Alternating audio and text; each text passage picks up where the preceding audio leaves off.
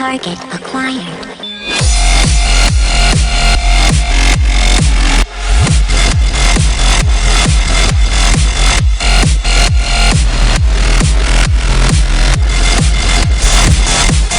Dispensing product.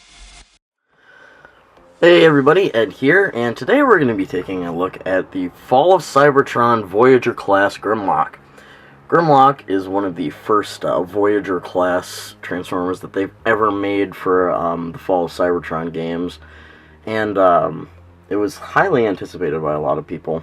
I'm not really that big of a fan of Grimlock as much as everyone else is. I really just do not get the whole aesthetics of being a huge fan of something that turns into a dinosaur. I mean, that's cool and all, but it's really not the coolest thing in the world. There are a couple more Transformers that I would like to see get the Voyager treatment, but with the gameplay and with how the storyline of Transformers Fall of Cybertron was, Grimlock had a pretty big role as a character in the game. So I am pretty happy that they did make him in his accurate, bigger scale. Now, here is a comparison, size-wise, with Optimus. And as you can see, he is quite large, and accurately so. He's a big bot in the game. And his whole thing in the game is that Shockwave basically took him and his team of badass Autobot Decepticon Slayers, and they're, and he took them and he basically was like, oh, cool, look at dinosaurs, they're on Earth. I'm going to capture some Autobots and turn them into them. And they kind of got Grimlock and his team, and they downgraded Grimlock's intelligence to improve his strength. And he wakes up. You wake up as Grimlock in one of the parts of the story mode, and you're walking around, and you're all confused, and you're trying to find the other Dinobots. And you really hate Shockwave, and you go through the game basically in Shockwave's laboratory trying to break out. And at the end, you find Shockwave, and you bite his arm off in his Grimlock's Dino mode. And he discovers his Dino mode in the game by being enraged or fighting a lot, basically. And there's this little bar. You can't transform him at will. Whenever that bar is filled up, you can transform into his Dino mode. So he is a very interesting character to play as, a big powerhouse, really cool. But overall, this toy really captures Grimlock's bulkiness and these big shoulder circle things. Those were really prominent in the game. His back doesn't have too much kibble on it, really just kind of like a backpack sort of looking thing. Not too bad at all. Yeah, zoom out a bit. There we go. Really nice molded detail on the chest and the head. The head is freaking sweet. Feet, fine. Really no kibble again. Really clean, flush bot mode. Really nothing to complain about. A couple of people complained about the little claws on his hands here, but really they're accurate to the game and how he is as a Transformer. So for articulation, you get a head on a ball joint, which doesn't move around too much, but it's there. The arms have a bunch of articulation in them because they're partial to his transformation, so you can kind of move his shoulder around, you can rotate it, you can pop it in and out, etc. You can rotate the upper part of the arm here.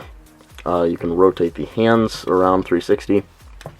You get an elbow joint, which is on a ratchet joint, I believe. Yep. So you get ratcheted elbows. No waist articulation, which is a shame. I think they could have added it in there easily, but that's alright. Not ball joints here, but you do get kind of swivel up and down, and it's at an angle right there. If you can see that, and you can rotate here. One joint in the knee, so you can kind of bend it there. His toes move, and really, that's the articulation. But that's fantastic for Grimlock. They really captured his form very nicely. And one of the things that I do love about this is there is a switch back here, and you have to press and hold it to activate it. But if you do, he has an LED that lights up in his chest. turn that off. There you see it. Which is really cool because a lot of the Transformers had this light up feature in the game where a bunch of their parts would light up and turn red. Now, in this mode, Grimlock does have two weapons, not a gun, but a very, very nice sword and shield made of clear orange. And the shield just kind of clips into that right there. And the sword right there.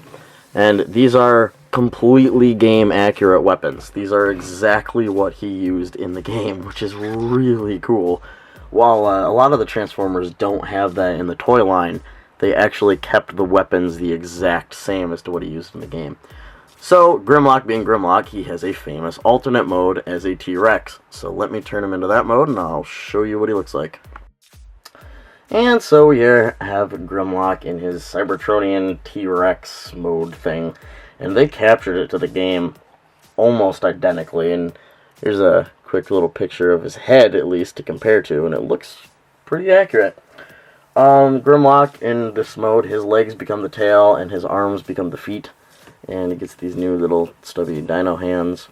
For articulation, these are on ball joints, which come off pretty easily. So if you get this toy, watch out for those. These will bend just like the arms, and so you can kind of move that around. However, tail just stays there. But the cool thing about the LED is that it actually opens his mouth in this mode. So you just pull down this lever, and bam, there's his head. The LED looks fantastic. In my opinion, anyway. I think this looks really nice.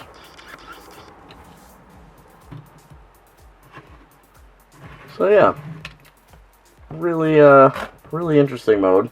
Obviously, he cannot use his sword and shield in this mode, but there are several ports all over him that I guess if you really wanted to, you could kind of plug those in. It's kind of stupid looking, but that's an option. But yeah, I definitely like his robot mode better, but honestly, both modes capture his game appearance perfectly. So my final thoughts on the Voyager class Fall of Cybertron Grimlock. He's a really awesome toy, and I know you probably hear this at the end of every single one of my videos about how awesome whatever I review is. This is really a really accurate toy. While most of the Transformers are pretty similar to their designs in the game, this toy takes the cake for weapons, both modes, and just everything about it. It's completely accurate to the game. The only thing that I could probably nitpick a little bit about is the legs. They are a little bit thin, but that's nothing noticeable. It's a fantastic game, and if you liked playing as Grimlock in the game, or you just like Grimlock in general, this is a fantastic toy of Grimlock. So, if you go down to your local Walmart, they'll probably have them sitting on the shelves because they're flying into my Walmart lately. We literally have 9 of them on a shelf. So, that's about it, guys. Stay tuned for more reviews on Transformers and Gunpla and everything else, and I'll see you all next time. Oh yeah, and this gets a 9 out of 10 on the Ed scale.